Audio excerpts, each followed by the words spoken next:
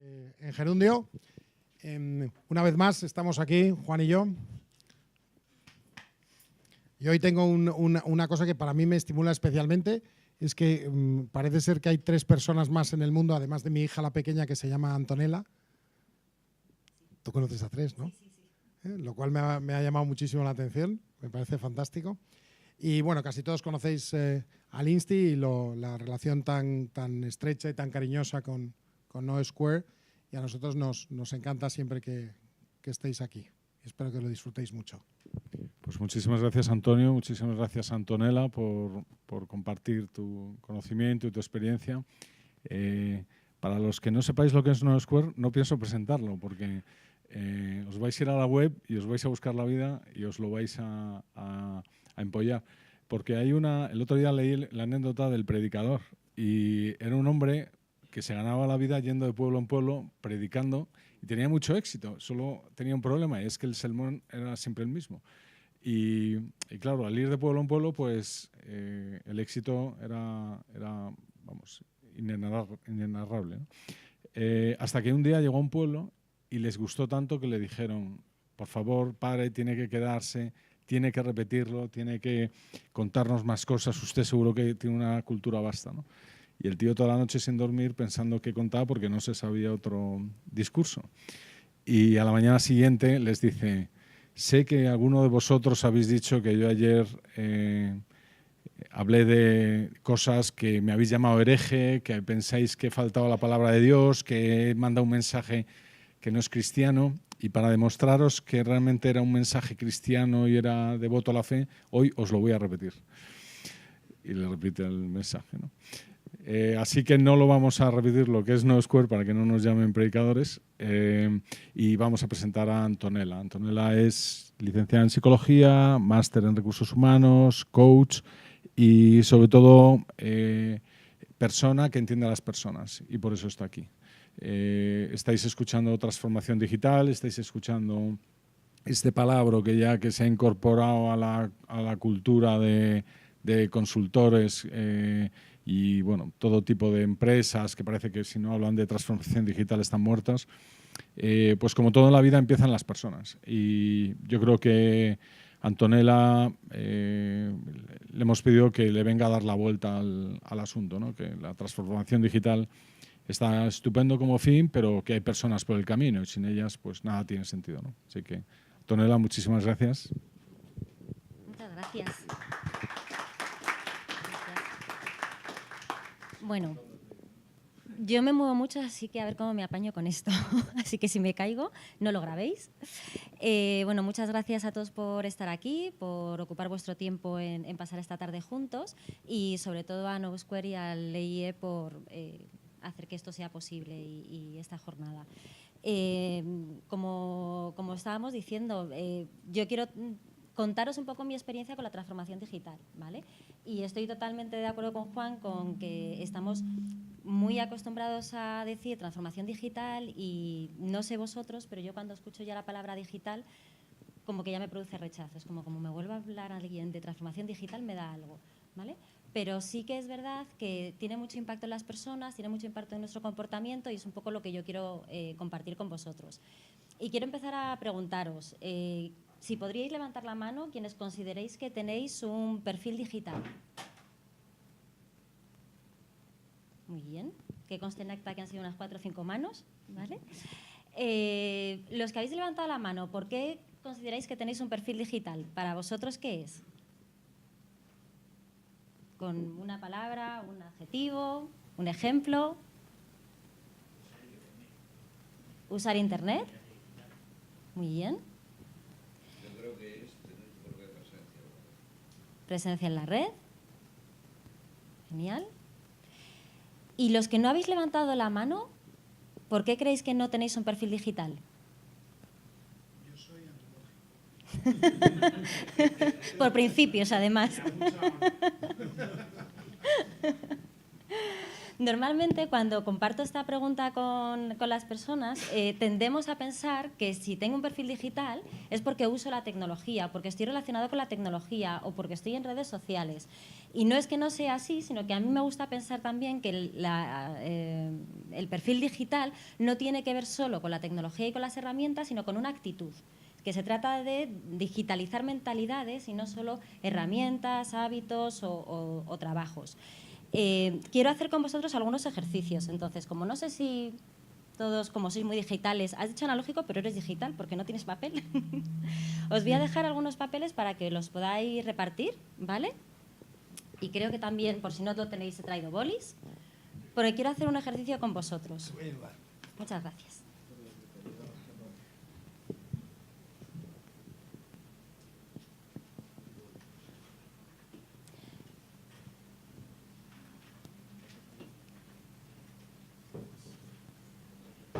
Vale.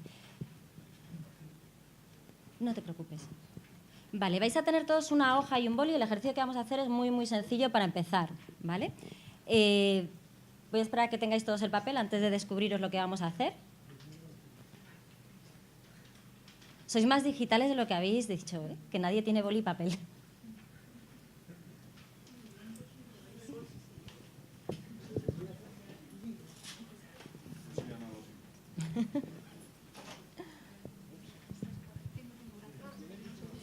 Vale, me gustaría que escribierais todos vuestro nombre en la hoja. Da igual si es minúscula, mayúscula, de un lado, del otro. No es grafología, no se lo tenéis que enseñar a nadie, no hace falta vuestro apellido, solo el nombre. En la hoja. ¿Vale? Ahora me gustaría que hicieseis exactamente lo mismo con la otra mano.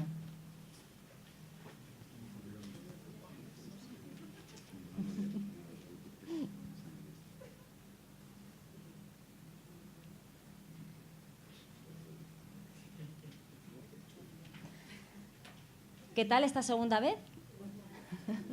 Me ha hecho churrillo. Vale.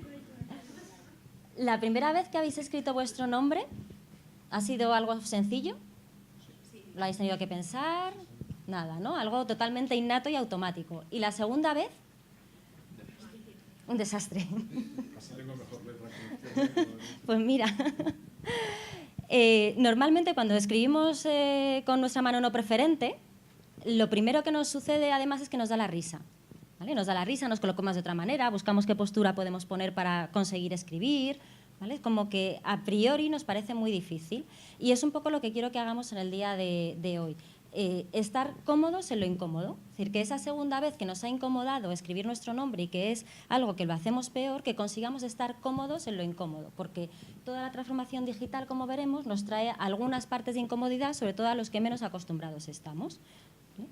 Entonces, como os comentaba antes en las claves de la transformación, para mí es una transformación y pongo más clarito la palabra digital por lo que hemos comentado anteriormente, porque para mí, sobre todo lo que quiero trasladaros es que el reto de la digitalización se basa en una transformación y que recorramos un camino juntos que tiene que ver con el contexto que tenemos delante, sobre todo, aunque ya lo conozcáis, hacer un repaso de los puntos más importantes que tienen que ver con esta transformación digital para saber qué hitos son más relevantes. Después ver qué impacto está teniendo ese contexto en nosotros, en nuestro comportamiento, en nuestros clientes, en nuestras organizaciones y veremos ejemplos concretos. Y las dos últimas partes que me parecen las más importantes es ver la necesidad de cambio, si de verdad necesitamos cambiar y en qué. Y la última y la más importante es que esto depende de nosotros y que tiene que ver con la acción. Vale, ¿dónde quiero estar yo? ¿Dónde estoy yo? ¿Qué es lo que quiero hacer yo? ¿Y esto qué tiene que ver conmigo? ¿Vale? Como hemos dicho al principio, tiene que ver con las personas y con la innovación y tiene que ver con una actitud. No tanto con tecnología ni con herramientas, sino con mi actitud ante estos cambios, ante estas situaciones y sobre todo es lo que vamos a ver. Dentro del contexto, y no me voy a extender mucho, pero estoy segura que lo conocéis, me gustaría preguntaros si podéis levantar la mano quien conozca el entorno VUCA o quién nos podría explicar qué es el entorno VUCA. ¿Nadie? Lo pregunto porque muchas veces estoy tentada a no contarlo, o a no decirlo, o no explicarlo, porque para mí ya es un concepto muy manido, es como lo de la transformación digital, de no quiero volver a utilizar ese término, pero a mí me ayuda mucho a explicar el entorno en el que vivimos. El entorno VUCA, de hecho, ni siquiera es una palabra empresarial, sino que es del ejército americano. Acuñaron este término precisamente para explicar qué es lo que les sucedía cuando iban a algunos territorios que eran diferentes a lo que estaban habituados. Hacían lo que sabían hacer y las cosas no funcionaban. Entonces empezaron a hacer sus estrategias pensando qué es lo que podemos hacer, porque esto ya no nos sirve lo que siempre habíamos hecho en determinadas circunstancias. Y lo que detectaron es hacer una estrategia VUCA, que para ellos es una estrategia en entornos que son volátiles, inciertos, complejos y ambiguos. Y por eso inventaron este término y lo utilizan precisamente para explicar estos entornos donde la incertidumbre pesa mucho y donde hay que hacer cosas diferentes a lo que estamos acostumbrados para obtener otros resultados. Me atrevería a decir que la mayoría de nosotros estamos educados para entornos mucho más estables de los que nos ha tocado vivir. Entonces, este entorno VUCA en el que estamos nos cuesta mucho adaptarnos en algunos entornos y precisamente incluso dentro de las organizaciones, cuando tenemos que diseñar las estrategias, cuando tenemos que fijar objetivos, incluso tomar decisiones o incluso decisiones personales si me cambio o no de trabajo, si me cambio de departamento, si acepto o no un proyecto, este entorno VUCA de incertidumbre nos afecta a la hora de tomar todas esas decisiones, porque no tenemos certezas y no estamos acostumbrados a no tenerlas, ¿vale? O por lo menos a no tenerlas todas. El segundo punto del contexto que me parece muy interesante es la tecnología, pero la tecnología entendida como la explican los expertos de la cuarta revolución industrial. Y para mí es una revolución completamente y sobre todo me parece interesante que no se estudia como una evolución de la tercera revolución industrial, sino que se estudia como otra cosa. Porque el impacto es completamente diferente precisamente por 3 puntos claves, que es la velocidad, el impacto, ¿vale? Y el alcance que tiene esta revolución, que es muy diferente a otras que hemos conocido, porque no es la primera vez que pasamos por cambios, pero sí la primera donde el impacto tiene esa velocidad y ese alcance. Y además, como os comentaba al principio, para trabajarlo en que la tecnología no es tan importante como lo que convierte, el impacto que tiene en el comportamiento de las personas. Entonces, dentro de este contexto tenemos el entorno VUCA y tenemos la transformación digital en cuanto a la cuarta revolución industrial. Y el tercer punto que me parece importante que tengamos en el contexto para todo lo que vamos a ver precisamente es que estamos ahora mismo en las organizaciones conviviendo 4 generaciones a la vez. No sé si es el caso en vuestras organizaciones o vuestro día a día, pero una de las cosas que me llamó la atención además al buscar esta imagen y hablar de las generaciones fue que en muchas de las imágenes que encontraba Baby Boomer no aparecía. Y en otras imágenes que sí encontraba donde estaba Baby Boomer, lo que no aparecía era la generación Z. Entonces me costaba encontrar incluso las 4 juntas porque ya o bien no tienen en cuenta la primera o no bien tienen en cuenta la última. Y últimamente las organizaciones me piden muchas veces trabajar este problema porque las diferentes generaciones están viéndose un poco complicadas su forma de trabajar y su forma de tomar decisiones y su forma de adaptarse a este cambio. Y muchas de las cosas que estamos viendo, por ejemplo, tienen que ver con el mentoring inverso, donde lo que me piden es que las generaciones más jóvenes que tendemos a pensar que tienen una preparación tecnológica mucho mayor y una visión de la transformación digital mucho mayor, sean los mentores de otras generaciones que lo hemos tenido que adoptar.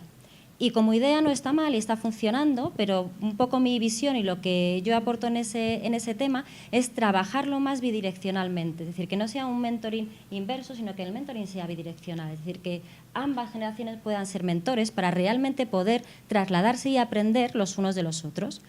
Y uno de los problemas que nos estamos encontrando es que el liderazgo de las organizaciones suele estar en los baby boomers y en la generación X. ¿Vale? Por su experiencia, por su expertise y por sus edades, suelen ser los líderes de las organizaciones que tienen en sus equipos a personas de las generaciones Y y Z que tienen otros perfiles y otras formas de trabajar. Y esto hay que acompañarlo. Pero lo más importante que me parece de este tema, y no sé si estaréis de acuerdo y luego si puede haber debate lo agradeceré y así lo podemos hablar, es que para mí las diferencias generacionales no tienen que ver con la edad. Es Es decir, que estas etiquetas no me gustan mucho. Sí que veo las explicaciones que le damos a cada una de las generaciones y sí que estoy conforme con ello, pero no con las edades, porque alguien puede tener una edad que podría ser baby boomer o generación X y tener un comportamiento, unas tendencias de una generación millennial o Z, ¿vale? Entonces, es importante entender cuál es la mentalidad que yo estoy teniendo ante el cambio y no solo la edad que tenga ante el cambio. Todo esto que es el contexto tiene un impacto muy concreto en nuestro comportamiento, en nuestras organizaciones y sobre todo en todos los cambios que nos han producido. Me gustaría compartir con vosotros lo que yo creo que son los 8 impactos de la transformación digital más relevantes que estoy viendo en las organizaciones con las que más trabajo. Sobre todo es con el entorno competitivo, para empezar, y es que las competencias ya no son las que pensábamos y los sectores ya no son los que pensábamos. Y, por ejemplo, antes que estábamos hablando del Banco Santander, pues la competencia del Banco Santander ya no es el BBVA o ya no es otro banco, sino que es Google o es Amazon. Entonces, las competencias empiezan a cambiar y los sectores empiezan a cambiar, porque hay mucho, iba a decir intrusismo, pero la palabra no sería intrusismo, pero hay muchos sectores que ya no están tan cerrados.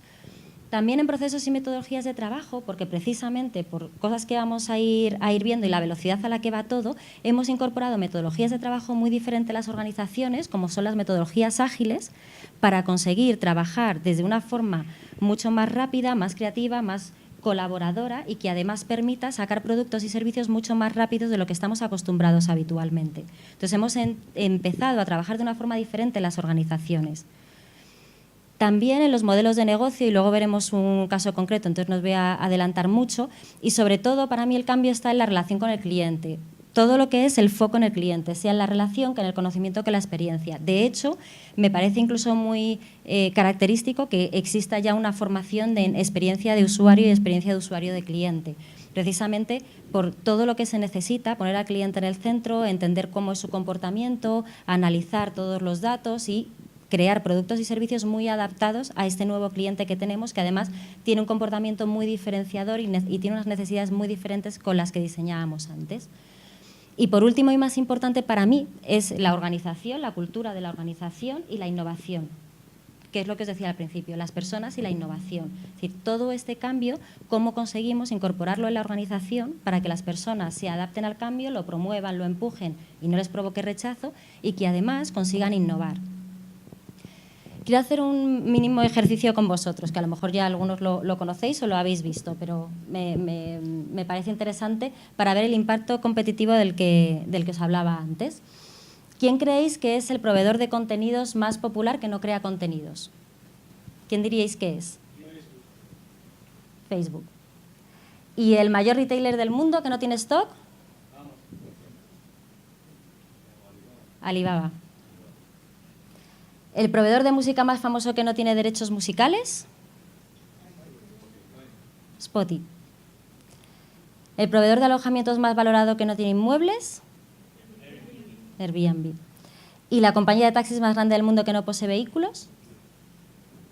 Uber.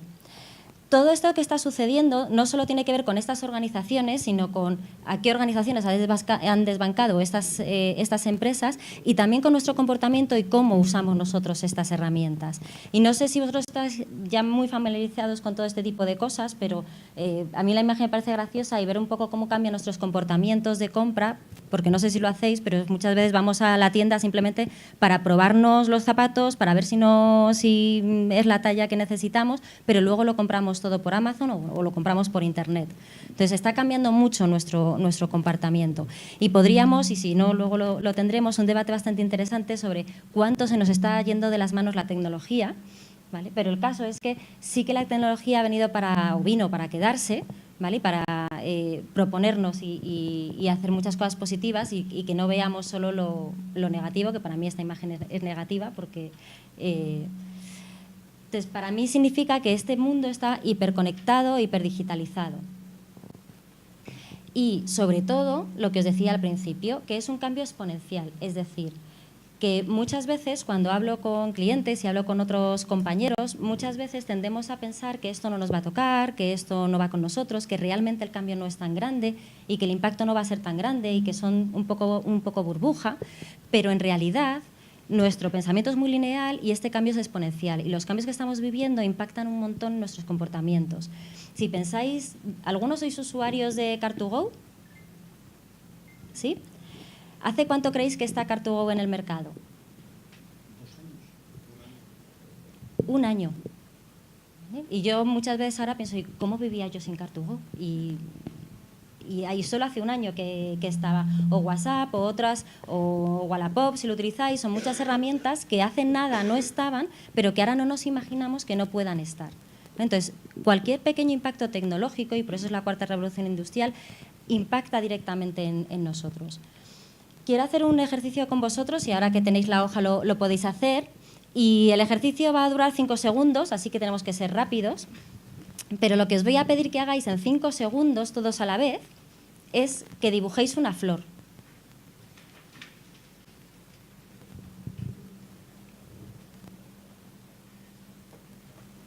Vale. ¿Podéis levantar la mano los que hayáis dibujado una flor que se parezca a esta? Genial, muchas gracias. Si no me habréis destrozado el ejercicio. Vale. Esto es lo que nos sucede, ¿vale? Y esto es lo que le sucede a nuestros productos, a nuestros servicios, a nuestras ideas, a nuestras propuestas, ¿vale? Que son exactamente iguales todas, ¿vale? Que nos cuesta mucho pensar diferente y que tenemos muchos prototipos en la cabeza que nos hacen reaccionar y pensar exactamente igual. Y esta revolución industrial de la que estamos hablando necesita un pensamiento divergente. No sé si habéis oído hablar de la parábola de la rana, pero para mí es muy significativa de lo que estamos viendo. Y es, esta prueba no la hagáis en casa, pero si cogéis una rana y la ponéis a hervir, ¿vale? Y poco a poco se va calentando el agua, pues la rana está dentro tranquilamente, va sintiendo calor, pero está tranquila, poco a poco, ¿vale? Hasta que el agua hierve y la rana muere, ¿vale? Pero si por el contrario hervimos el agua y cuando ya está hirviendo echamos la rana salta y se salva. Y ahí me parece como muy buena metáfora para ver cómo nos estamos comportando nosotros y cuánto de a gustito estamos sin darnos cuenta que nos estamos quemando y nos convendría saltar, reaccionar y salir de la inercia en la que estamos metidos. En cuántos hábitos estamos metidos que no son innovadores y que no nos están aportando y no nos estamos dando cuenta. ¿Y qué otras actividades le podríamos añadir a todo esto? Para mí la inercia es uno de los comportamientos que más intento sacar de mi día a día y luego os voy a compartir algunas herramientas para poder hacerlo, ¿vale? Porque es lo que nos lleva a ese pensamiento igualitario de que todos hagamos la misma flor o que todos seamos esa rana que se quema. Entonces, vamos a ir trabajando en salir de esa inercia y sobre todo ir hacia una dirección diferente de la que estamos yendo hasta ahora, que no nos está viniendo muy bien. Y para mí la necesidad, lo que os hablaba al principio, es que para que algo cambie, algo tiene que cambiar y que esto depende de cada uno de nosotros y de cambios individuales y de qué puedo hacer yo, por muy pequeño impacto que sea, para poder acompañar a este cambio y hacer estos cambios. Y dentro de las organizaciones, una de las cosas que veo es que el cambio no es profundo porque no se mira contextualmente y no se mira globalmente. La mayoría de las cosas que yo me encuentro son que los cambios que hacemos es incorporar metodologías ágiles, estructuras más planas, hacer un departamento de innovación que parece que va a resolver todo, contratar a alguien muy innovador en la organización, formar en metodologías ágiles, tener un Scrum Master, etcétera, etcétera, etcétera. Y no digo que esto esté mal, pero a mí se me queda cojo porque eso es muy cortoplacista, porque lo que hace falta es que eso esté acompañado por un cambio cultural de la organización y por un acompañamiento en las personas. Y si no lo acompañamos de personas y de cultura de la organización, todos los cambios estructurales no tendrán el impacto que necesitan tener, ¿vale? Porque bajo mi punto de vista no hay un cambio sin un cambio de conciencia previo. Y eso tenemos que acompañar a las personas a hacerlo y no hacer cambios en la organización sin ni siquiera informarlos y sin ni siquiera acompañar a las personas. Y sobre todo porque lo que veo cuando sucede esto es que los conceptos son aprendidos pero no interiorizados. Entonces el cambio ni es constante en el tiempo ni es profundo de verdad. Y al final las personas siguen haciendo los mismos hábitos por mucho que les hayamos cambiado la estructura o les hayamos puesto un departamento muy bonito o muchos post-it de colores por la pared. Si nada de la organización ha cambiado en cuanto a su cultura. Y lo que os comentaba al principio es que me gustaría compartir con vosotros son 8 habilidades para salir de esta inercia, ¿vale? Os voy a dejar estas hojas para hacer unos ejercicios. Y de estas 8 habilidades para salir de la inercia, me gustaría que os las llevéis puestas y que sean cosas muy concretas para que mañana mismo podáis ponerlo en práctica y podamos hacerlo, ¿vale? Uno de los primeros ejercicios que vamos a hacer es una de las hojas que os estamos dejando, ¿vale? Y veréis, es un ejercicio que se llama los 30 círculos y veréis que lo que vamos a hacer, y tendremos 1 minuto para hacerlo, será lo siguiente, y es transformar el mayor número de círculos en objetos reconocibles. Por ejemplo, en un círculo podemos hacer un sol, una cara sonriendo, una pelota de tenis, un reloj, ¿vale? Sí. Entonces,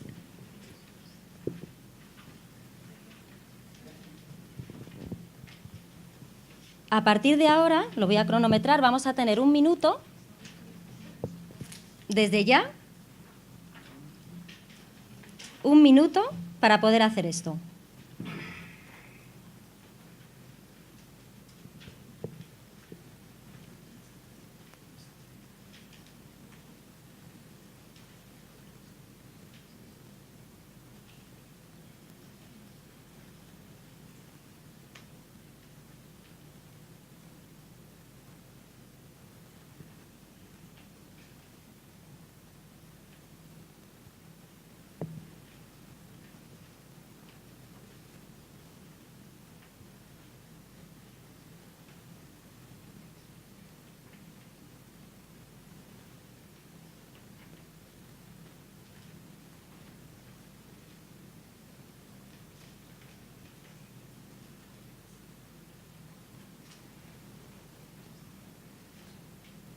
Vale.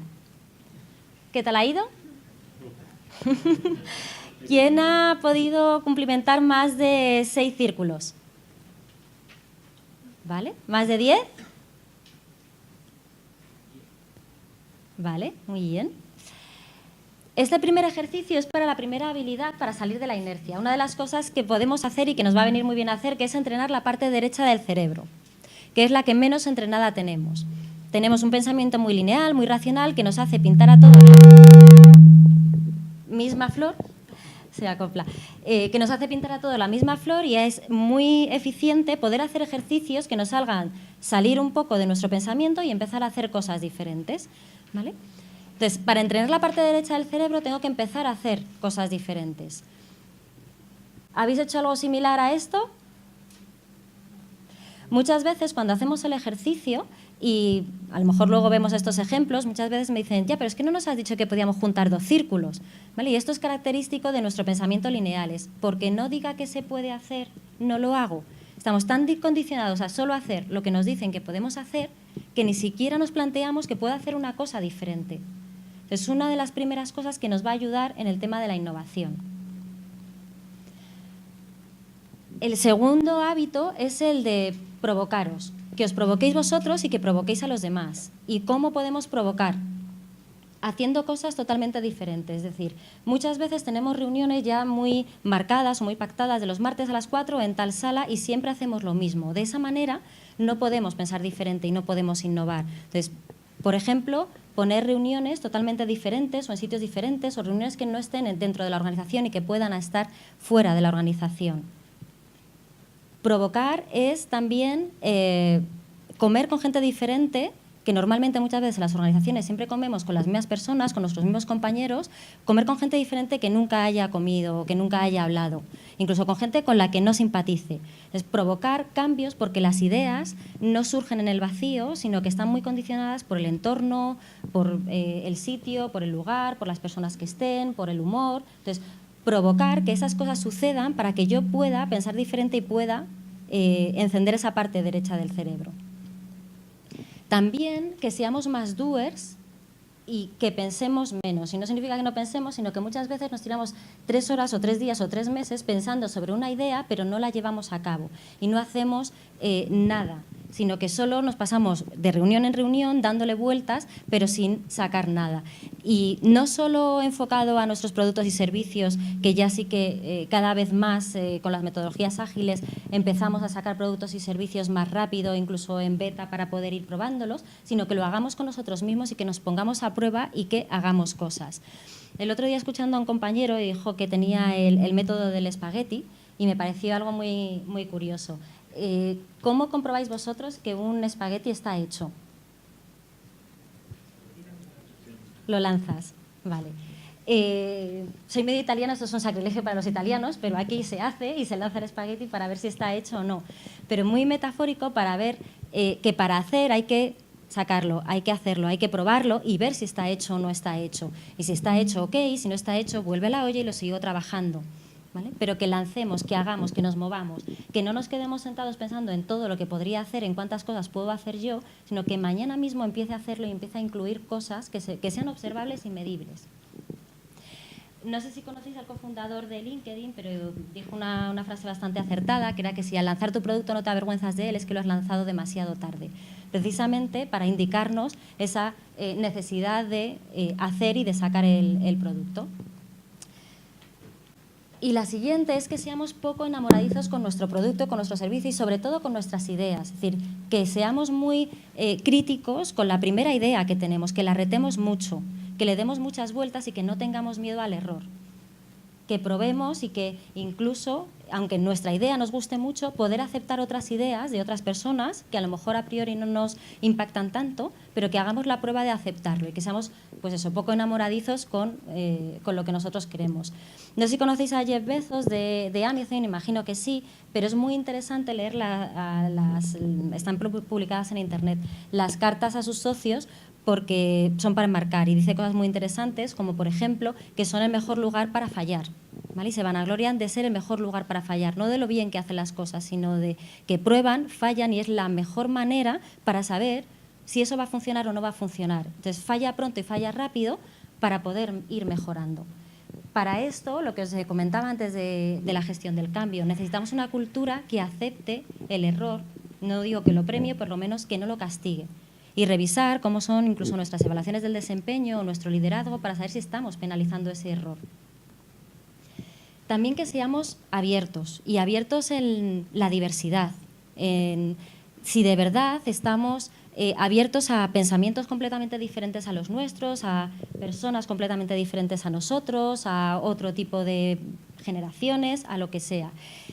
Y ver si de verdad somos abiertos y pensar en las últimas ideas que hayáis dicho que sí. Que os haya propuesto otra persona y que hayáis dicho, vale, vamos a hacer eso. Y de esas, si también recordáis, cuando os han propuesto algo que a priori no veíais, si habéis dejado que eso suceda o no, si habéis sido abiertos con esas ideas o no.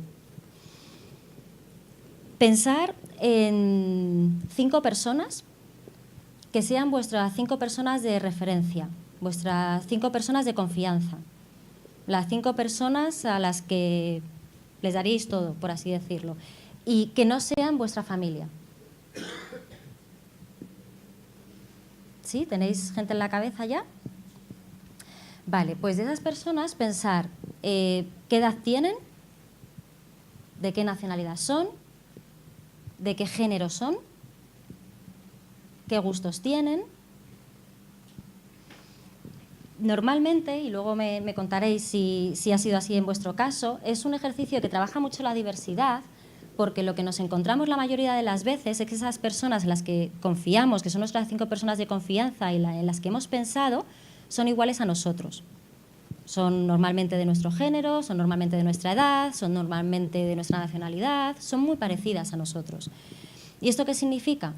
Pues que no estamos muy abiertos o no practicamos mucho la diversidad. Y esto significa que cuando vaya a hacer un equipo de trabajo o vaya a elegir mi equipo, estoy eligiendo en base a eso y estoy eligiendo personas similares a mí, cuando realmente lo interesante sería que eligiera personas diferentes a mí para que hubiera mucha diversidad en el equipo. Entonces, revisemos las tendencias que tenemos en si de verdad soy abierto y estoy trabajando en la diversidad o valoro la diversidad de verdad. ¿Le conocéis? A Chema Alonso. ¿Vale? trabaja en Telefónica, pertenece al comité ejecutivo. Es una muestra de apertura para poder aceptar a una persona muy diferente al comité de dirección que existía en su momento y con unos pensamientos muy diferentes a cómo estaban haciendo las cosas hasta ahora. Él es o era hacker y ahora es experto en Big Data. Y es un ejercicio de apertura mental el poder incorporar en el equipo a una persona tan diferente y escuchar todas las ideas que nos tiene que traer. Otro es que seamos co-creadores. Y co-creadores a diferencia de trabajo en equipo. Es decir, no tanto que trabajemos en equipo, que también, pero para mí es mucho más valioso que seamos co-creadores. Es decir, que incorporemos en nuestros trabajos, en nuestros informes, en nuestros proyectos, a personas de todo tipo y de todos los departamentos. A mí hay una cosa que me gusta mucho, que es el informe Premortem, no sé si lo habéis oído, pero cada vez que voy a hacer un proyecto, que voy a hacer algo, siempre pienso en ese informe Premortem, que significa en quién se va a cargar el proyecto. ¿Quién va a ser el departamento? La persona que te diga, pues va a ser que no. Pues a eso los incorporo desde el principio. Es decir, cuento con ellos en la descripción, en la ideación, en absolutamente todo desde el principio, precisamente para poder co-crear juntos y tener todas esas visiones diferentes. Y que no llegue al final cuando ya cuento lo que he hecho o presento lo que he hecho y sea en ese momento cuando alguien me diga que no le interesa. ¿Sí? Y que seamos empáticos, y a mí me choca mucho muchas veces cuando trabajo en las organizaciones cómo trabajamos la empatía con el cliente y todos los trabajos que hacemos, el mapa de empatía con el cliente, cómo se comporta, cuáles son sus hábitos, nos ponemos en sus zapatos, hacemos un montón de ejercicios con el cliente. Y luego volvemos a nuestra organización o lo que sea y a la persona que tenemos al lado, nuestro compañero de al lado, no somos nada empáticos con él. Entonces, trasladar no solo lo que hacemos hacia afuera y hacia los clientes, sino entre nosotros, entre nuestros compañeros, entre los colaboradores, si de verdad estamos siendo empáticos y me estoy poniendo en los zapatos de la otra persona para poder pensar diferente y aceptar otros puntos de vista. Y por último, que seamos muy curiosos por aprender. Y creo que esta ya la tenéis incorporada, porque si no, no estaríais aquí, ¿vale? Pero una de las cosas que más nos ayudan es que seamos curiosos por aprender, y no solo de nuestro sector, de nuestros temas o cosas que nosotros hacemos, sino cosas completamente diferentes. Cosas que nunca hayamos hecho, conferencias a las que no vayamos, ferias o eventos que normalmente no sean a los que normalmente vamos, ¿vale? Y sobre todo, por lo que os decía también al principio, porque además las competencias han cambiado y a lo mejor lo que estén contando de otro sector o haciendo en otro sector me puede impactar en el mío y puede ser interesante en el mío. ¿Habéis escuchado hablar de esta palabra? Learnability. ¿La habéis escuchado? ¿Sí? Yo la he escuchado hace poquito y me sorprendió porque empezaron a hablar de la palabra del futuro, de la palabra del futuro, de la palabra del futuro. Y yo, ¿cuál es la palabra del futuro? Y es esta. Y un poco lo que nos viene a decir es esa hambre por aprender que tenemos. Y sobre todo porque comentan o dicen las estadísticas que las personas que están terminando ahora de estudiar pasarán por renovaciones laborales y reinventarse unas 14 o 15 veces a lo largo de su desarrollo profesional. Y lo que se necesita, por lo tanto, en estas personas es que tengan una capacidad de aprendizaje muy alta y muy rápida, porque van a estar reinventándose continuamente y cambiando continuamente. Entonces necesitamos tener una capacidad de aprendizaje muy rápida para poder hacernos a esto. Y para mí también es muy importante, además de todo esto, que es 8 habilidades que podemos hacer para salir de la inercia, es en realidad qué puedo hacer o qué puedo dejar de hacer, qué tengo que desaprender para tener la posibilidad de poder hacer todo esto. Porque muchas de las cosas que nos suceden es que tenemos hábitos ya tan marcados que no consigo hacer cosas nuevas precisamente por esas formas. Y una de las que más me encuentro es esta, que estamos muy ocupados. Tengo tanto trabajo que no puedo pararme a pensar, que no puedo pararme a hacer otra cosa, que no puedo hacer todo esto, ni todas las habilidades que hemos dicho anteriormente. Pero mi idea o lo que yo os aconsejo es que tengamos tiempo para tener tiempo y poder incorporar todo este tipo de cosas. Y si vemos que el tiempo nos come, que nos lo pongamos en la agenda como to-dos para poder incorporarlo. Y sobre todo para saber un poco qué es lo que viene y qué tipo de profesiones y profesionales estamos buscando y estamos necesitando. Y sobre todo, no sé si os suena, los trabajadores híbridos, los líderes transformacionales y los nómadas del conocimiento. Empezando por los trabajadores híbridos, ¿os suena? ¿Lo habéis oído alguna vez? Los trabajadores híbridos tienen como en dos sentidos. Uno, la capacidad de trabajadores que tengan posibilidad de tener dos conocimientos, que uno es programación y conocimiento de experiencia de usuario, independientemente de qué preparación o en qué sector esté o en qué departamento esté, pero que siempre tenga la habilidad de programación y de conocimiento de usuario del cliente. De hecho, las estadísticas nos dicen que la programación va a ser el inglés del siglo XXI, que los analfabetos del siglo XXI serán los que no sepan programar, ¿vale? Yo no sé programar, así que ya soy una. Pero ya viene muy fuerte todo este tipo de temas. Y sobre todo los Nomad, que si estáis interesados, hay un libro de Raquel Roca que se llama Nomad, precisamente, muy, muy interesante y muy bueno, que nos da muchas ideas de esto, que son los nómadas del conocimiento, donde nos explican exactamente cómo está cambiando el perfil del trabajador. Y sobre todo en referencia a si el trabajo es rutinario, no rutinario, o qué es lo que provoca esa transformación digital en las herramientas y en los trabajos. Y precisamente cuando oímos hablar de cuántos empleos van a desaparecer y demás, yo no creo que sí que van a desaparecer empleos, pero no como un drama, sino como una transformación. Es decir, que los trabajos rutinarios o que puedan hacer robots o máquinas, efectivamente, sí que podrán ir desapareciendo, pero transformándose en trabajos no rutinarios e intelectuales, donde lo que más se va a valorar es ese trabajador nómada, donde podamos aplicar todo el conocimiento que tenemos, toda la innovación, todas las ideas nuevas y todo el valor que yo aporto pensando, analizando y estratégicamente, y no tanto el hacer. Y sobre todo saber si, además de lo que hemos visto en las habilidades, si sabemos usar ese pensamiento crítico y salir de la caja realmente y pensar de una forma diferente. Porque muchas veces, lo que a mí me pasa muchas veces es que cuando empiezo a pensar de una forma diferente y trato de hacer cosas diferentes, es como intentar desarrollar una idea que ya está hecha. ¿Y cuántas vueltas le puedo dar a una idea que ya está hecha? Cuando muchas veces también lo que me puede aportar es pensar de una forma diferente y no construir sobre lo ya construido, sino realmente pensar qué otra cosa completamente diferente puedo hacer. Y sobre todo porque creo que tenemos mucho potencial poco accionable. Es decir, tenemos muchísimo potencial cada uno dentro de nosotros, de las posibilidades que tenemos si no nos limitamos nosotros mismos y no hacemos la misma flor todos. Pero tenemos que poner de nuestra parte y hacer cosas para que esto pueda suceder. Y sobre todo, pensando en el profesional del siglo XXI, a mí me gusta pensar en cómo estoy en cada una de esas competencias o qué estoy haciendo para poder mejorar en cada una de esas competencias y poder desarrollarlas.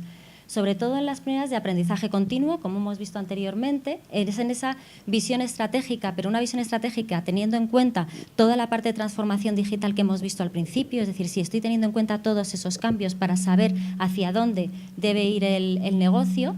Toda la parte de comunicación digital, que antes un compañero lo estaba comentando, si estás o no presente en las redes sociales, si entiendes cómo funcionan, si puedes comunicarte a través de las redes sociales, el conocimiento digital que podamos tener.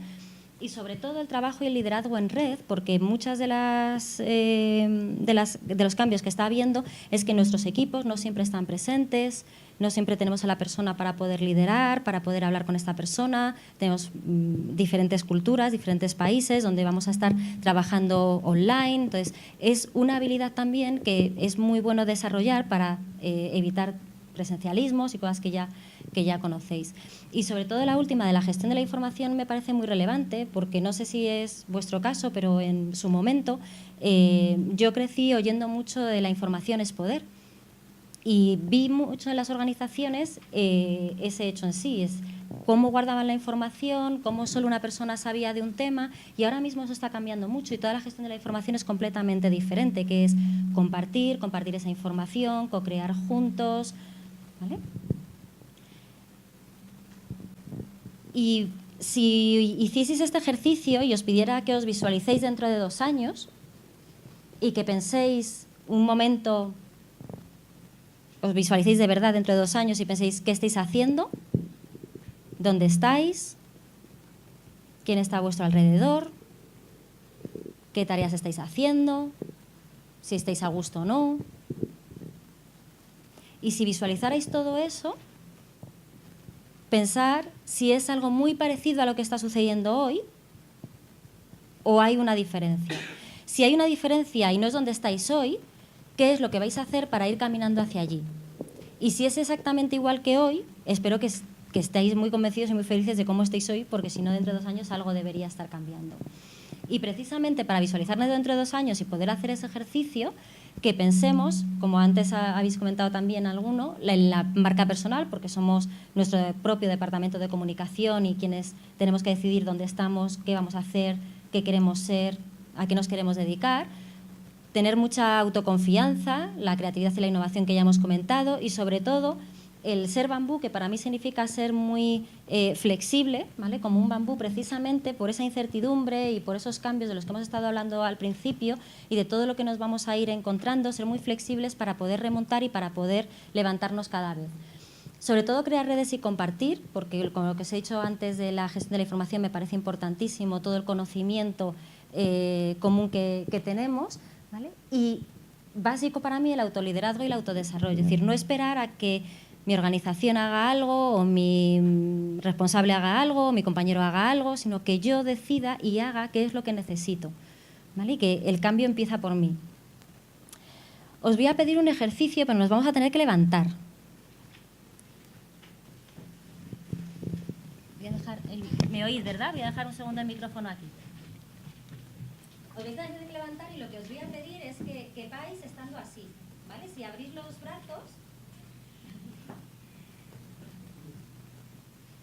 Vale. ¿Os podéis mover así? Sí, ¿verdad? Vale. El ejercicio va a ser rápido. Os voy a explicar primero qué vamos a hacer. Vamos a mantener la misma postura siempre para no perder las referencias que vamos a tener, ¿vale? Lo que os voy a pedir es que abramos así los brazos, ¿vale?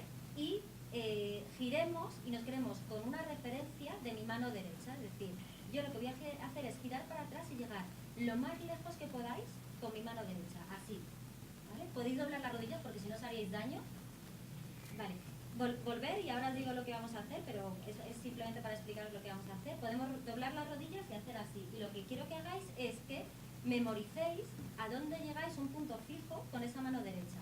Volvemos al sitio y luego, sin mover las piernas, os digo qué es lo que vamos a hacer, ¿vale? A la de 3, 1, 2 y 3. Lo más lejos que podáis y quedaos con la referencia. ¿Volvéis? Vale. Ahora os voy a pedir que cerréis un segundo los ojos y que penséis que los brazos se os están alargando, que tenéis unos brazos súper largos, que la cintura es súper flexible, que podéis dar la vuelta muchísimo y que vais a llegar 3 veces más lejos de lo que habéis llegado antes.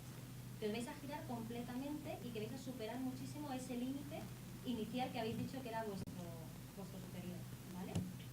Pues vamos a volver a hacer, abrimos los ojos, 1, 2 y 3.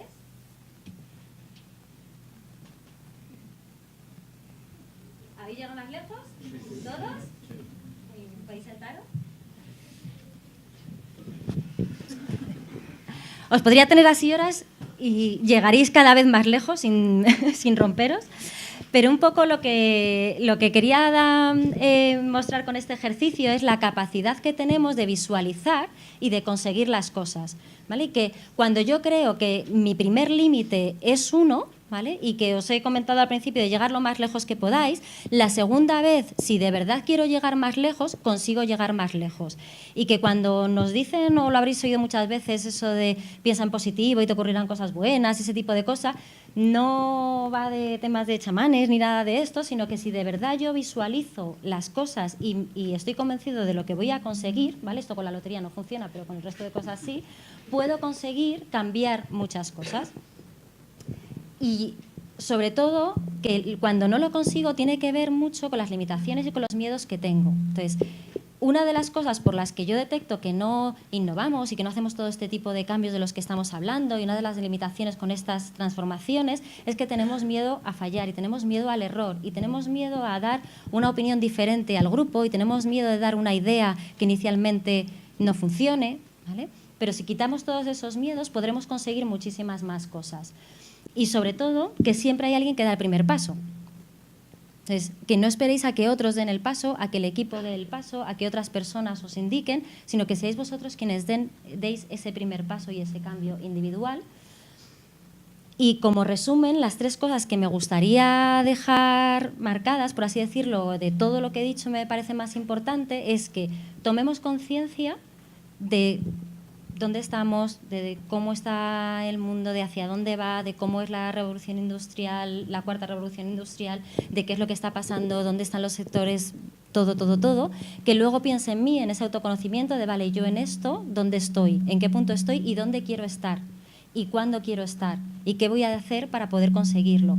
Y la última, sobre todo, la proactividad, es qué voy a hacer para conseguirlo. ¿Qué está en mi mano para hacerlo?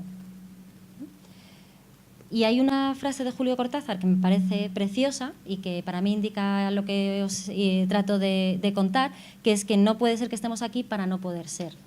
Y que pensemos exactamente qué es lo que queremos y que vayamos a por ello. Y eso es un poco lo que os quería compartir y conseguir inspiraros para que lideréis ese cambio, que lideréis el cambio empezando por vosotros mismos y que empecéis a hacer cosas diferentes para provocar resultados diferentes. Y me encantaría que, bueno, pues abrir debate, que podamos hablarlo, preguntas que tengáis, ejemplos que podáis poner.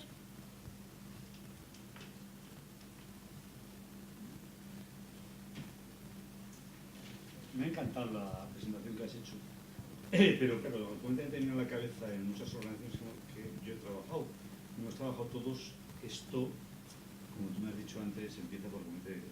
Es decir, que esto o se capilariza de arriba abajo, o como los de arriba no entiendan nada de esto, lo tienes muy complicado, vamos, estás poniendo límites tú mismo, pero que esto con el día a día hoy, las organizaciones a veces que pensamos son muy avanzadas, choca bastante. O sea, cuando yo me imagino algún comité directivo con el hacker de Telefónica, que me gustaría verle actuando en directo, que era muy bonito, con la gorrita, se la cambia poco además, pero yo veo comités de dirección y digo, y este no, que tampoco va de que él tenga una pinta así gorrita y he sido hacker y tal, porque luego, aparte de todo eso, hay que hacer cosas.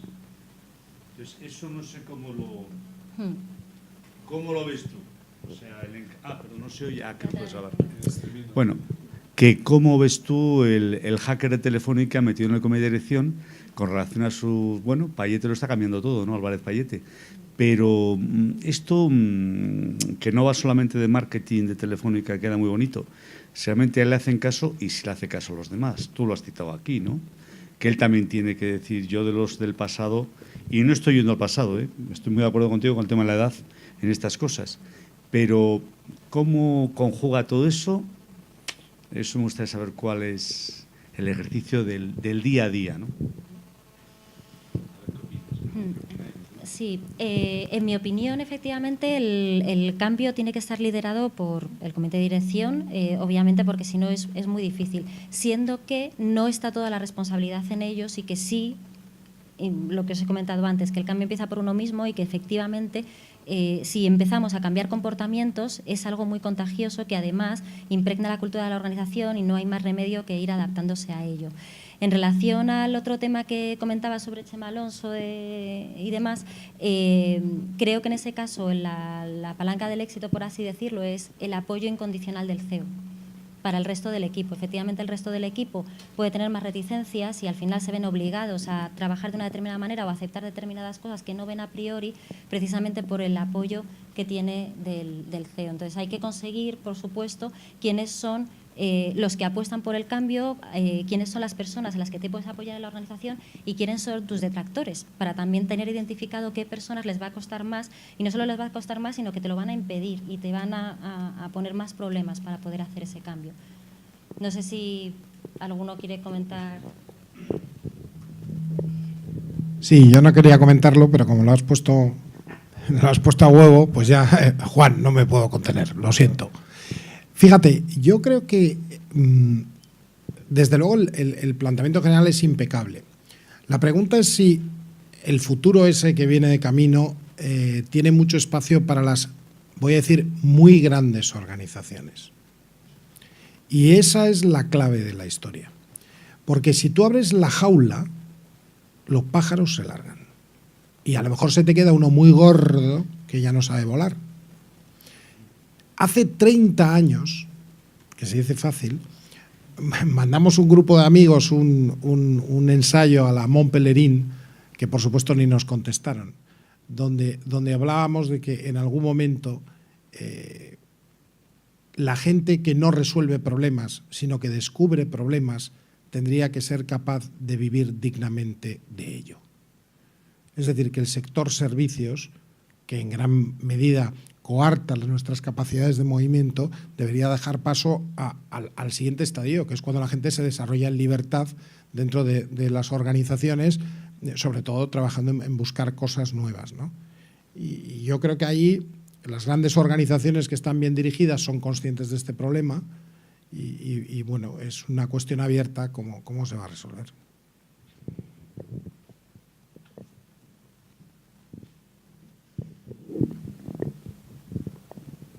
En mi opinión o en mi experiencia, cuando me encuentro en organizaciones muy grandes, y creo que antes lo estábamos comentando, es verdad que el cambio va muy lento y cuesta muchísimo más, y además va como por fases, y hay parte de la organización que sí que cambia y otra parte de la organización que sigue exactamente igual y que tienen ese tipo de problemas.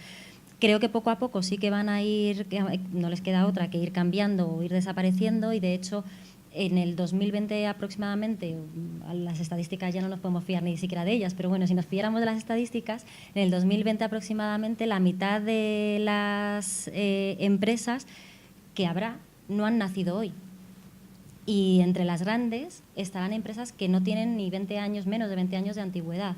Entonces creo que lo que hablábamos del entorno competitivo cambiará mucho de quién son las grandes y quién son las pequeñas en ese sentido.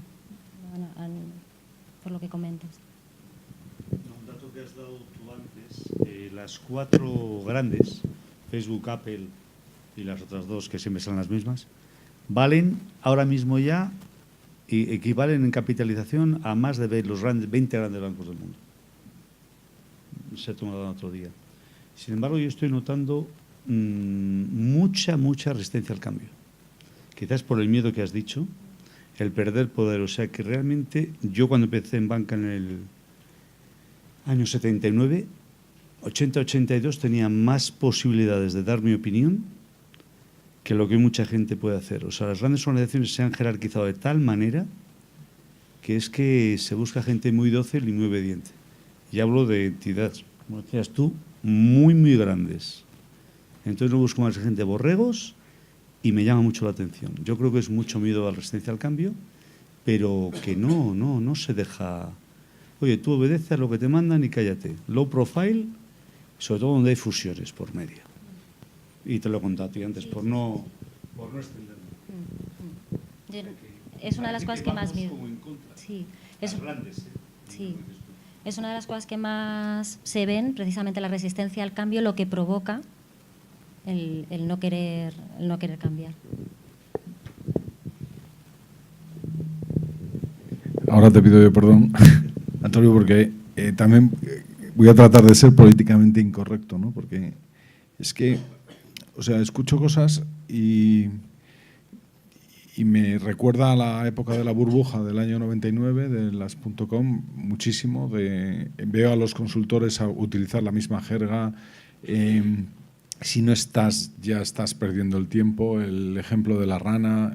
O sea, me está dando un poco de miedo el pedazo de burbuja que nos podemos meter aquí, porque es que luego profundizas un poco y lo que aquí hay de verdad es un movimiento que está consiguiendo que cada uno de nosotros nos creamos el centro del universo. La vida circula alrededor nuestra. Nosotros, antes de comernos un plato, que antes te cogías la cuchara y te lo ponías a comer, estamos fotografiando el plato para mandárselo a mi primo, no sé quién, y contarle lo que me estoy comiendo. Y no lo has probado, pero es precioso el diseño. Y no había un movimiento, digamos, un ismo desde los años 80 hasta que hemos descubierto el selfismo, ¿no? Que es yo en el centro. o parece que estoy en el centro. Y yo no sé si detrás de esto hay un pedazo de timo impresionante, ¿no? Que nos están robando la parte bonita. Me decía Mónica, es que para todo esto que está fenomenal, pero es también para ser persona, o sea, trabajar en ti mismo, para escribir poesía, son los mismos. ¿Por qué transformarnos digitalmente? ¿Por qué todo el objetivo es digital? ¿Por qué no humano? ¿Por qué no más real, no? Tiene su porqué.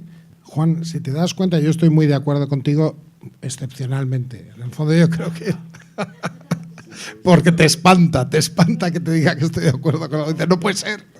Si Antonio está de acuerdo conmigo, estamos equivocados. Bueno, pues yo creo que la digitalización es un arma poderosa.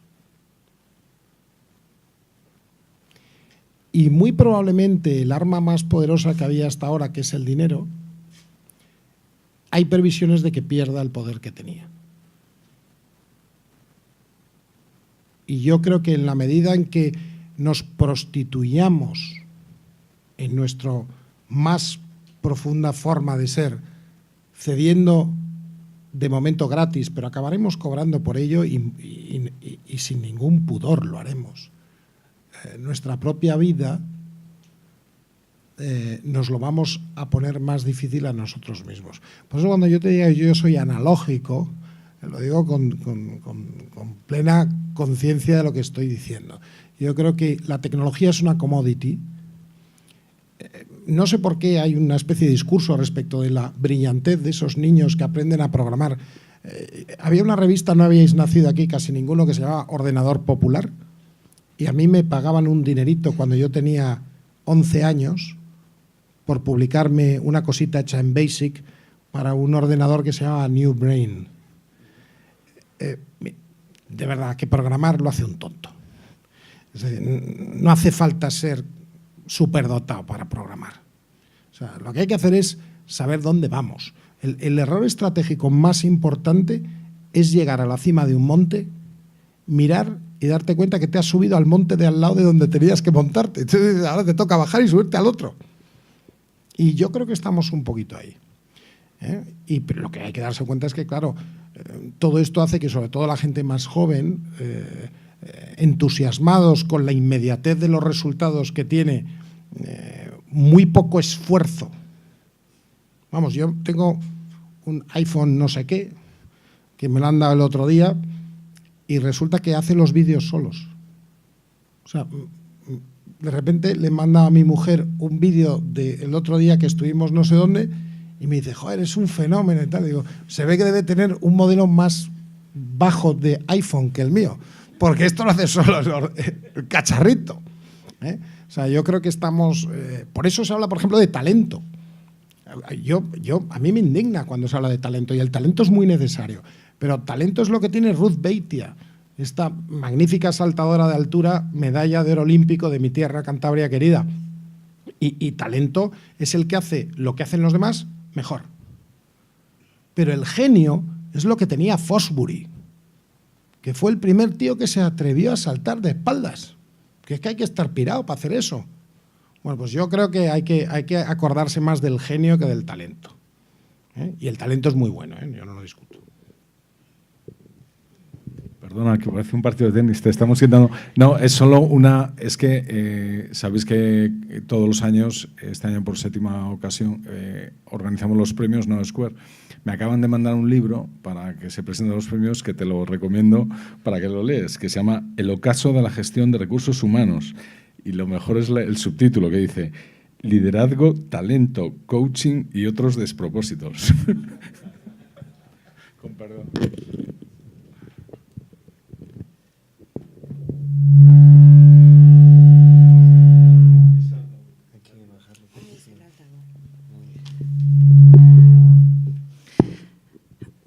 Bueno, yo os estoy escuchando y no sé si quizás yo soy demasiado idealista o no pienso siempre de la misma manera en que piensa todo el mundo, pero yo creo que se puede tener una cosa y se puede tener la otra. No es que tengamos dividido por un lado a la persona y por otro lado esta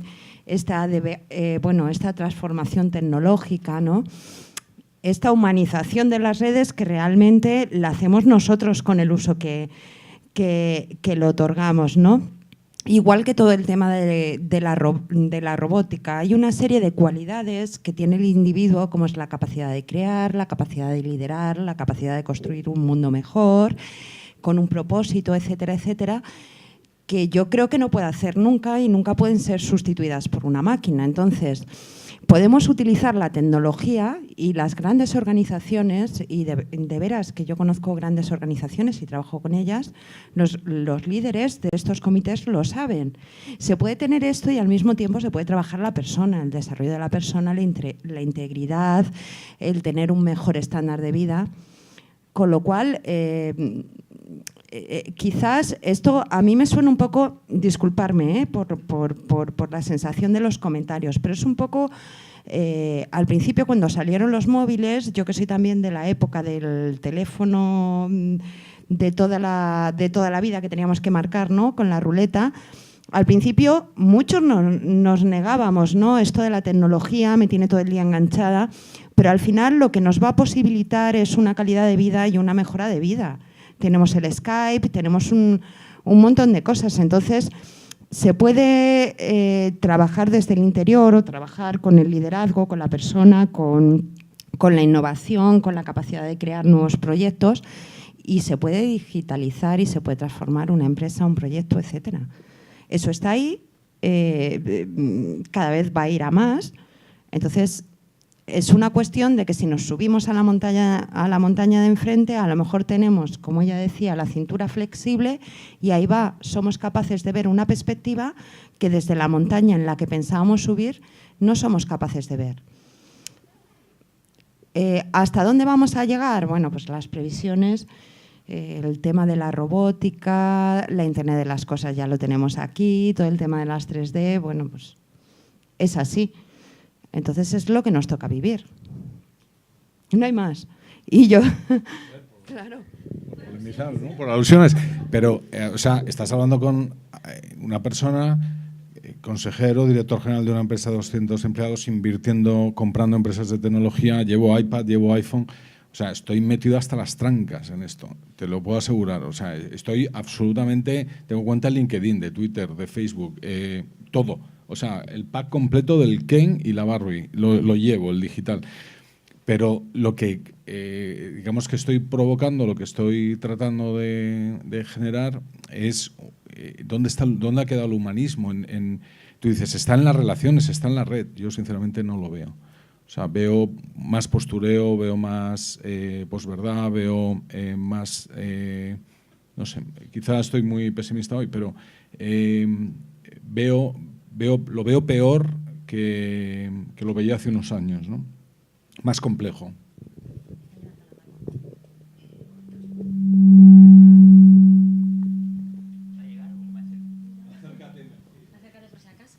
Vale, yo, Antonella, te quería dar las gracias, ha sido genial. Te quería preguntar que este tema de la transformación digital, no sé si estás de acuerdo en que hasta que no haya un grupo social que lidere la transformación digital no será algo mayoritario de la sociedad.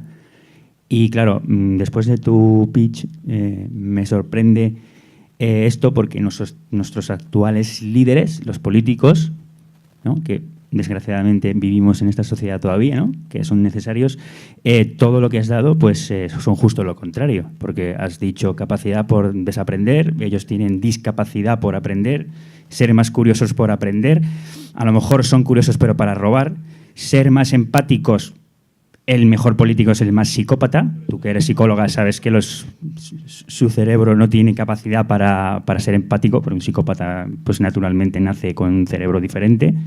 Y luego pues ser más doers, pues la mayoría no ha trabajado en su vida. Entonces, si ellos que no pegan nada con este pitch de transformación digital no te contratarían a ti como coach, ¿cómo vamos a dar ejemplo, ¿no?, y conseguir un salto cualitativo y cuantitativo en la transformación digital para todos, en beneficio de toda la sociedad? Te quiero hacer esa pregunta reflexiva. Gracias. Si consigo la respuesta, tendremos un país más.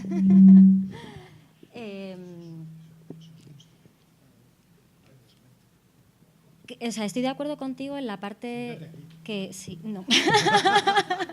Como no veo, pensé que habías hecho aquí.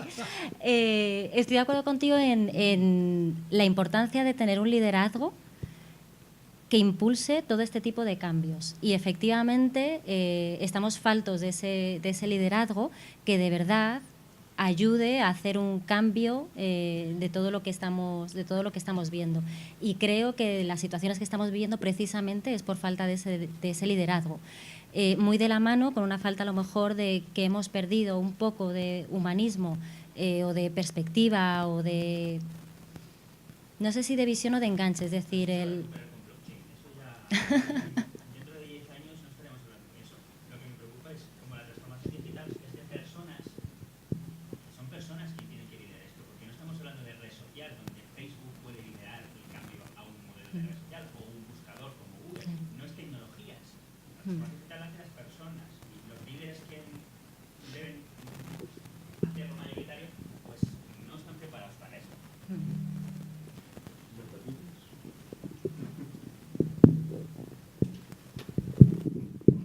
Perdona, pero yo estoy totalmente en desacuerdo en esto. Hace 2 días, o un día, Rajoy ha felicitado, cosa que no debiera haber hecho, porque hay un servicio diplomático que está para ello, ha felicitado al nuevo presidente de Francia, Macron, vía Twitter. No, ya sé que no es transformación digital, pero es una parte de la comunicación, de lo que se está hablando, de los medios de comunicación que se están utilizando. Pablo Iglesias dijo por Twitter que Amancio Ortega es un terrorista. Si vamos a poner ese ejemplo, no es siempre la política y las redes sociales, no siempre son... Vale, de todas formas te comento que hay un partido que es el Ciudadanos y en ellos hay un sector que sí se dedica a estrategia digital y a cambio digital. Hay una serie de gente que trabajan en ello. O sea, no debe ser cosa de los directivos.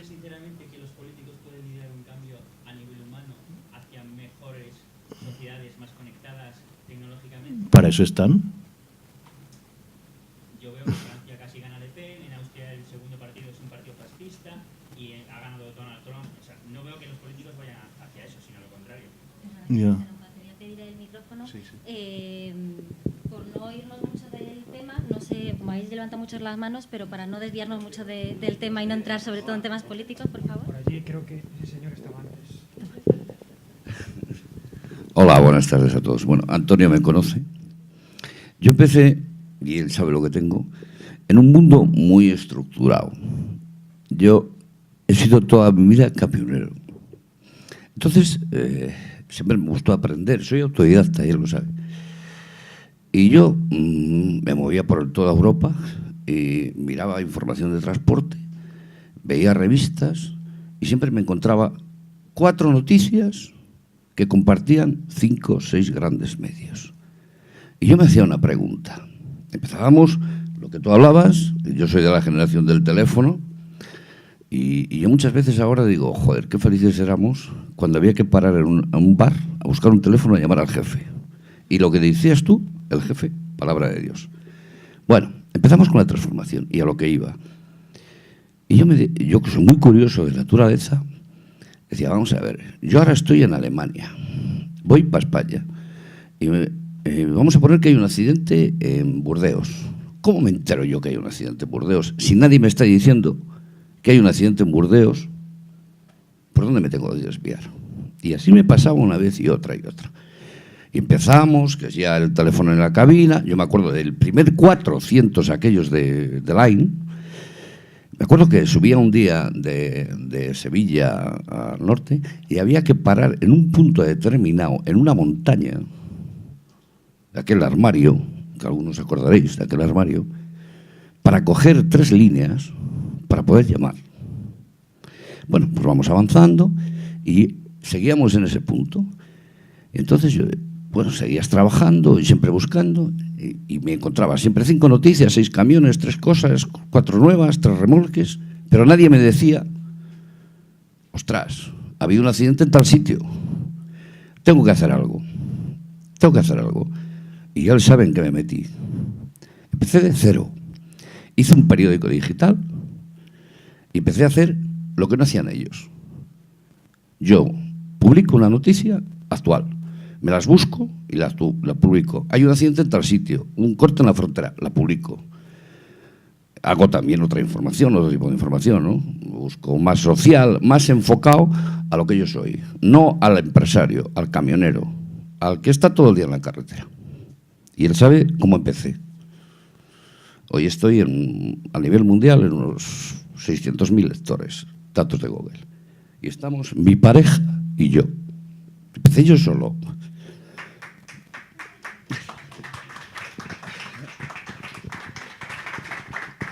Entonces, ¿cómo lo haces? Bueno, estás todo el día, ella lo sabe, 18 o 20 horas en el ordenador, buscas para allá, buscas para acá, y te ocurres una cosa, lo veníamos hablando. Ahora la Unión Europea quiere transformar la de los conductores, el dumping, los rumanos, todo esto, y nadie lo toca. Yo me busco, tengo un enlace en la Comunidad Europea, cuando se va a salir, julio te llega esto, tal, tal. Lo saco, me lo curro, ella sabe que me tiro hasta un día, ¿verdad? La sacamos y nadie hace nada. La leen los conductores, los que me conocen, porque yo tenía un blog, yo empecé, perdón que me he explicado mal, me gustó siempre escribir. Entonces empecé escribiendo un blog. ¿Y qué era un blog? Yo era diario de un camionero leonés, yo soy de León, y cada día escribía lo que a mí me pasaba, lo que yo veía, y empezó a gustar. Empecé leyéndome solo mi hija pequeña. Bueno, pues Antonio lo sabe, hubo gente que... Tuve días que lo que más gustaba era... La gente necesita... Vivimos en un mundo muy digital, muy eso, pero vivimos en nuestro propio mundo. Entonces, ¿qué pasaba? Que te encontrabas un camionero de estos de toda la vida y somos muy solitarios. Y un día, pues, necesitaban, como todo el mundo, que nos escuches y le escuchabas y te contaba su vida. Entonces yo escribía su vida, la resumía, le pedía permiso y la escribía. Y hubo historias, y lo puedo demostrar, que llegaron a leer 70.000 personas en un día. La vida de una persona resumida en 500 caracteres. Y solo contaba resumida su vida. Y yo, joder. Resulta que al final volvemos a lo mismo. Volvemos a que estamos encerrados en un mundo digital. Leemos la misma noticia en todos los periódicos. ¿O es verdad o no? Pero nadie nos dice aquello que queremos buscar. Bueno, ¿cómo estamos hoy? Yo cobré todo el paro de una vez, me invertí mi pasta y estoy arruinado. Pero seguimos adelante, porque creemos en ello.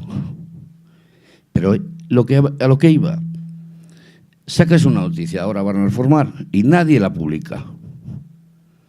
Cuando ya llega de Europa, lo que nosotros hemos escrito, ¿verdad, Sonia?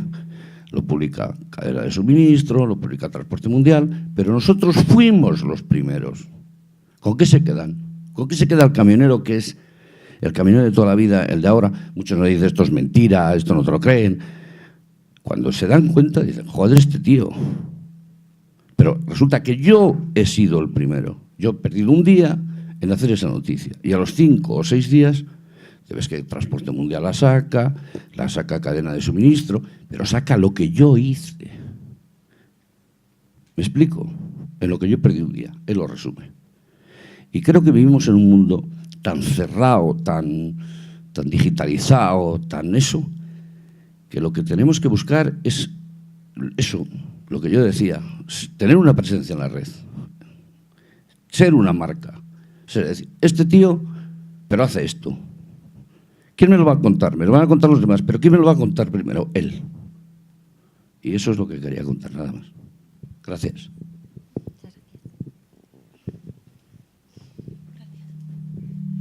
Yo quería abrir una línea diferente de reflexión en lo que estaba pensando mientras hablaba, porque me daba la sensación de que ya comenzamos y que el futuro va a ir en esa línea, en que las empresas van a empezar a contratar o están empezando ya a contratar personas basándose en sus capacidades de liderazgo, de talento, de genialidad, como también comentabas, que no sé hasta qué punto son capacidades innatas.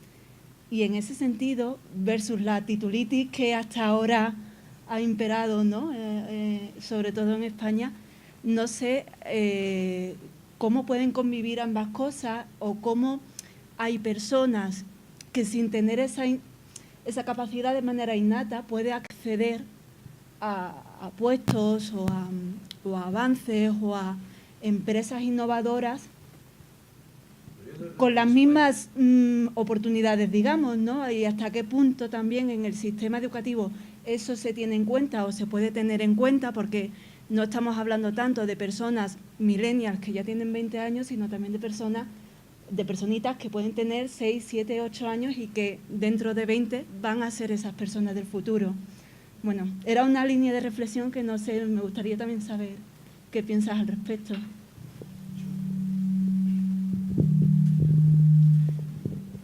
Bueno, yo para responderte a ti, bueno, la respuesta de un mexicano es que en México somos muy buenos haciendo salsa para chiles. Bueno, chile para los tacos, cuando en España son muy buenos para el flamenco. Eso se ejemplificando así a todo el mundo. Y como bien lo acabas de decir, hay personas que nacen con unos dones natos que son totalmente diferentes a los que puede tener un mexicano, un español o alguien más. Y algo que se me quedó por parte de ella es que este cambio, esas nuevas empresas, compañías, lo que buscan son esos pequeños mezclas culturales que a fin de cuentas hagan algo grandioso.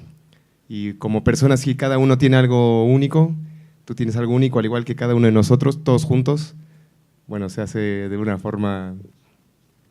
Bueno, ya entienden el punto, ¿no? Y bueno, aparte, estando con gente que también sepa bailar flamenco en este ejemplo, uno aprende a bailar. Entonces, también se comparte y es un aprendizaje continuo. Y bueno, eso es todo.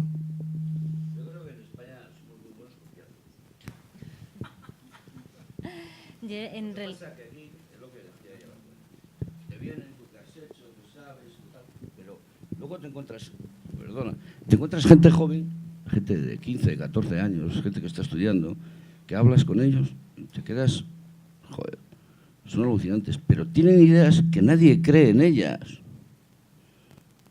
Luego otro la copia, la reforma, pero él ha tenido la idea original. Y somos muy poco de creer en nosotros mismos y muy de copiar, muy de lo que viene de fuera, esto lo copio yo. Un avance, por ejemplo, las apps, las aplicaciones de móvil. Cuando empezaron eran un boom. Y ahora te encuentras que llegará un momento, uno que si la comida a casa, otro que si los hoteles, otro que si no sé qué, otro que si no sé cuál. Y llegará un día uno que dirá, voy a cogerlo todo y lo voy a poner yo. Porque ya llega un momento que te llegan tantas aplicaciones nuevas al móvil que dices, ¿para qué las voy a poner? No sé si me entendéis lo que quiero decir. O sea, viene una idea. Tienes, por ejemplo, las que se han vendido, ¿no? El que creó la de la nevera roja, ¿no? Pegó un pelotazo cuando creó la nevera roja. La vendió y ¿qué pasaba ahora? Al suelo. Pero fue el primero. Telepizza, por ejemplo, cuando empezó Telepizza, fue un boom. La vendió. ¿Qué pasó con Telepizza? Porque empezaron a copiar, a copiar, a copiar, a copiar, a copiar. Y es eso, uno tiene la idea, se hace rico con ella y la vende. Pero ya saldrán 5 que la copiarán, 6 o 7 que la copiarán. Nada más.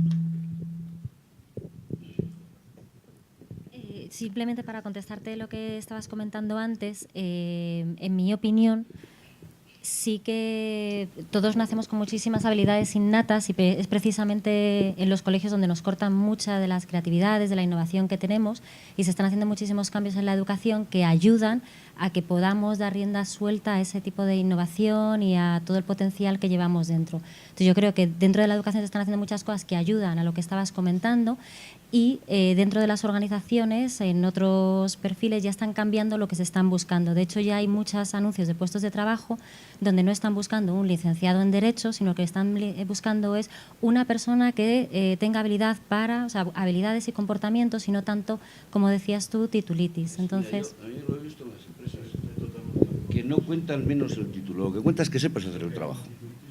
Que sepas hacer el trabajo. Nadie te va a pedir el título si tú sabes hacer el trabajo. Y te voy a decir un caso. Yo tuve un compañero que era el mejor conductor del mundo. Y 3 años después lo paró la Guardia Civil en Murcia y se descubrió que no tenía carnet de conducir. Y era el mejor camionero que te podías encontrar. Era un artista y no tenía carnet de conducir. Porque llegaba el examen, se bloqueaba y era incapaz de sacar el carnet de conducir. Y lo veías trabajar y aprendías de la hostia. Y sin embargo no tenía carnet de conducir. En mi opinión y lo que yo estoy viendo de ahora en adelante, se está valorando más la experiencia, o sea, que sepas hacer las cosas más que tengas el título. Y aunque por supuesto todavía encuentras en sitios donde puede suceder, en mi opinión, que es una opinión más, sí estoy viendo ese tipo de cambios. También yo me dedico a recursos humanos y busco gente todos los días, porque me dedico al reclutamiento casi en exclusiva. Y bueno, aparte de lo que estabas diciendo antes del tema de pues cómo retener a la gente o dónde se va la gente, ¿no? Porque ya la gente no valora las mismas cosas que antes, ya no buscan las grandes empresas, ni me incorporo al ING de turno, al Santander de turno. No, las startups ahora se están llevando a toda la gente porque dan otras cosas que las grandes empresas no sabemos dar, flexibilidad, valores, innovación, no sé, un montón de cosas que cuesta pues horrores competir con ellas. Y fíjate que son nombres de empresazas de toda la vida, ¿no? Y la titulitis, efectivamente, salvo en la administración pública, que se sigue pidiendo lo mismo de siempre, es cierto que no, o sea, que ha perdido mucho valor y se tiende a buscar gente pues con ideas, con ganas de aprender, con ganas de aportar y con otras cosas que además cada vez es más difícil de encontrar ese tipo de perfil. Yo quería anotar, porque antes, no recuerdo tu nombre, discúlpame, director general de Nosquare, creo que te ha contestado él, Juan, fundador Juan, yo soy Rafa, encantado. Pues creo, Juan, que te ha contestado él. Lo que comentabas que te preocupaba que íbamos hacia un mundo menos humano, ¿no?, de contacto, que yo discrepo, creo que vamos más a un mundo H2H, de human to human, porque las tecnologías van a eso. Él te ha contestado. O sea, las ideas que venden historias son las ideas que conectan a la gente y que consiguen engagement y que consiguen que te sigan, y que tener un camión y pasar a tener un periódico de 600.000 es porque cuentas historias. Queremos estar alrededor del fuego, queremos contar las historias que siempre nos han emocionado, que es sobre otras personas o sobre nosotros mismos, y yo creo que la tecnología eso lo facilita mucho. Tú puedes poner ahora mismo un post en LinkedIn o en Facebook y te puede leer miles de personas. Eso antes pues te oían en casa y te oía tu primo o te oía tu compañero de trabajo o en el board meeting, pero no 1000 personas a la vez, ¿no? Entonces, yo creo que vamos a eso y, bueno, no hay que tener miedo a la digitalización. Yo, desde mi punto de vista, lo veo claro. Cada vez hacemos menos con más y, por ejemplo, piensa en escribir en un móvil. Ahora tocas una pantalla. Antes escribir era pues coger una pluma o coger un boli, hacer un gasto con la muñeca, y cada vez el cuerpo va sobrando más. Entonces, en 1000 años o no sé en cuánto, pero vamos a llegar en que seremos una especie digital. No tendremos cuerpos físicos. Entonces, ese es el futuro. Espera que voy. Tú primero. Tú primero porque...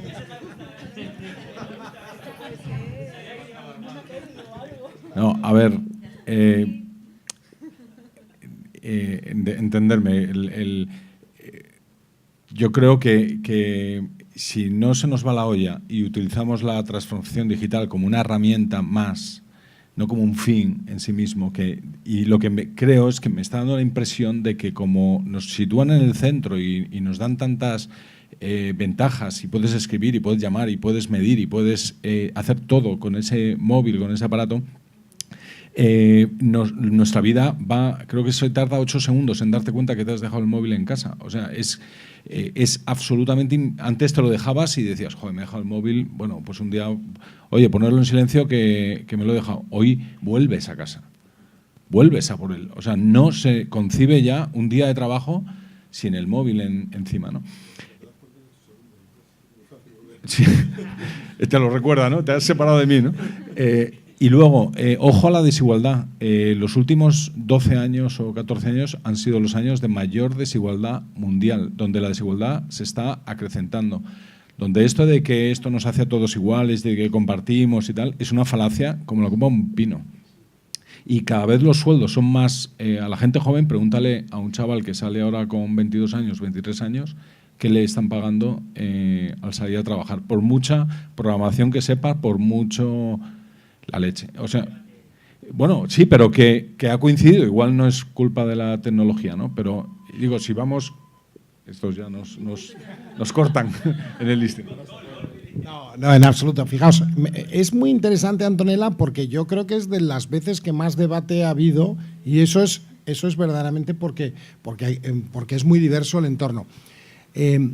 Fíjate, una de las cosas que ya empieza a ser muy habitual, que antes no lo era, es el tema de la titulitis que habéis dicho, ¿no? O sea, es verdad como las universidades que llevan 800 años identificando, guardando, transmitiendo conocimiento, incluso certificándolo, o las escuelas de negocios que llevan 100 y pico años enseñando a los cachorros del occidente a trabajar en una gran compañía, ya no son suficientes cada vez para una mayor cantidad de gente, ¿no? Ya cada vez más personas dicen, oiga, mire, yo es que 5 años o 4 años para esto, pues yo es que prefiero hacer otras cosas, ¿no? Yo creo que ese cambio en educación es importantísimo. Y un poco, y eso es un poco lo que nos gustaría hacer aquí en el INSTI, ¿no? Es decir, es justamente trabajar con los misfits, ¿no? Trabajar con la gente que no se siente cómoda siguiendo ese camino. Y como broma os diría que en el fondo yo suelo decir que el sueño casi de Google, el sueño tremendo de la digitalización extrema es Cyborg, ¿no? O sea, es un robot magnífico, es la Rachel de la película Blade Runner, ¿no? Aquella magnífica morena espectacular que estaba casi en el extremo de ser ya humana, ¿no? Pero, sin embargo, yo creo que ese camino, que no sé si es acertado o inacertado, tenemos 7.000 millones de magníficos robots en el planeta ahora mismo, que somos 7.000 millones de personas. Y es impresionante cómo nos cuidamos tanto de la robótica, de tal, cosa que me encanta, porque yo soy físico nuclear, bueno, físico teórico, ¿no? O sea, quiere decir que a mí todo eso lo entiendo. Pero realmente qué curioso, porque de las personas, de sacar el máximo rendimiento a las personas, consiguiendo que se desarrollen en su totalidad, es algo que no hablamos tanto. Y yo creo que cualquier pequeña organización que tenga 7 o 8 tíos trabajando ahí es una bomba maravillosa y sin embargo, gracias a Dios, los de Google se gastarán toda la pasta en el coche ese que va a andar solo y les cogeremos. Oye, que esta gente tendrá que cenar. Pues nada, muchísimas gracias a todos por haber estado aquí y sobre todo por todo el debate y todo lo que habéis compartido y que un placer.